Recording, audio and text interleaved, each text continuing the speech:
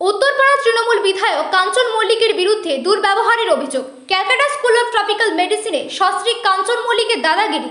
এক আত্মীয়ের চিকিৎসা করাতে হাসপাতালে যান তৃণমূল বিধায়ক। আউটডোরে ভিড় থাকায় মেজাজ হারিয়ে বিভাগীয় প্রধানের সঙ্গে দুর্ব্যবহার করেন কাঞ্চন মল্লিক। এমনকি বিভাগীয় প্রধানকে বদলির হুঁশিয়ারিও দেওয়া হয় বলে অভিযোগ। আর সেই অভিযোগে আজ ট্রপিক্যাল মেডিসিন ডাক্তারদের বিক্ষোভ।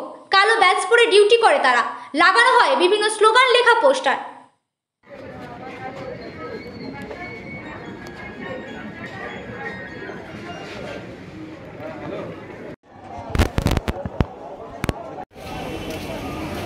হ্যাঁ দাঁড়াও একসাথে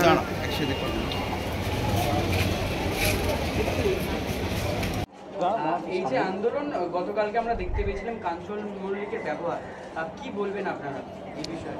এই বিষয়ে বলার একটাই আছে যে আমরা অত্যন্ত দুঃখিত এবং ব্যথিত। এই ব্যবহার আমরা আশা করিনি।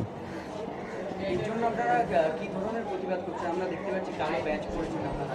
হ্যাঁ, আমরা কালো ব্যাজিং করেছি, পোস্টার করেছি এবং আমাদের একটি ডেপুটেশন ডিরেক্টরের কাছে জমা দিয়েছি এই ঘটনার মূলত প্রতিবাদ করার জন্য। তদন্ত করা দরকার, কারণ একজন তিনি পদাধিকার রয়েছেন, শাসক দলে রয়েছেন, তাকে সাধারণ মানুষ চেনে।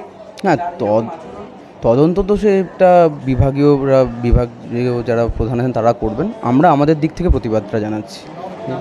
হ্যাঁ, অর্ণব বেরা।